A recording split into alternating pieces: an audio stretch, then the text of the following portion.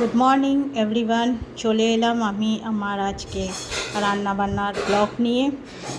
আপনারা সব কেমন আছেন? গরমে ফ্রেন্ডস রান্না করতে একদম ভালো লাগে না। কার কার ভালো লাগে না কমেন্টসে বলবেন। আর ভালো কথা, আপনাদের ভালোবাসা অবশ্যই দেবেন। আমার ভিডিওটা যতটা পারবেন শেয়ার করবেন। বেশি কথা না বলে এবার স্টার্ট করছি আমার আজকে সারাদিনের মেনু। তো প্রথমে ব্রেকফাস্ট থেকে স্টার্ট করছি। আজকে আমি টিফিনে ব্রেকফাস্টে নিয়ে যাচ্ছি। আমি অ্যাকচুয়ালি ব্রেকফাস্টটা অফিসে গিয়ে করি, কেন আমায় পুজো দিতে হয়, তাই অফিসে পুজো দিয়ে তারপরে আমি ব্রেকফাস্টটা করি। তো আজকে ব্রেকফাস্টে নিয়ে যাচ্ছি হচ্ছে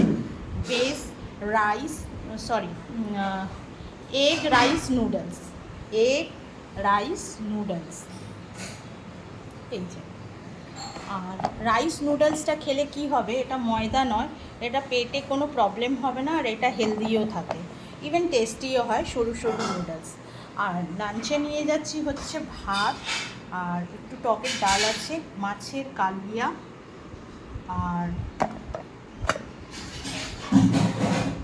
পটল কুমড়ো আলু দিয়ে কষা।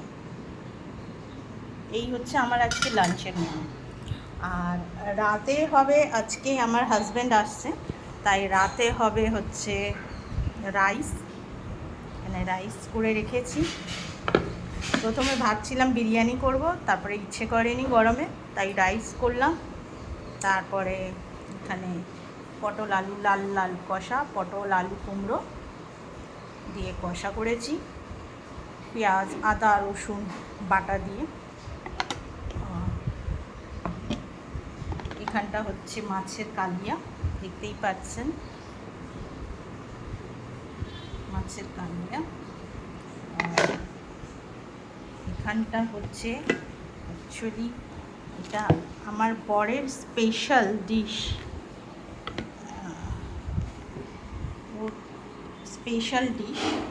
তাও দেখাচ্ছি। সেটা হচ্ছে ভাপা চিংড়ি, সর্ষে কাঁচা লঙ্কা দিয়ে একদম ব্যাস ভাপা চিংড়ি। দেখতে পাচ্ছেন ফ্রেন্ডস, এটা আমার হাজব্যান্ডের খুবই প্রিয় খাদ্য।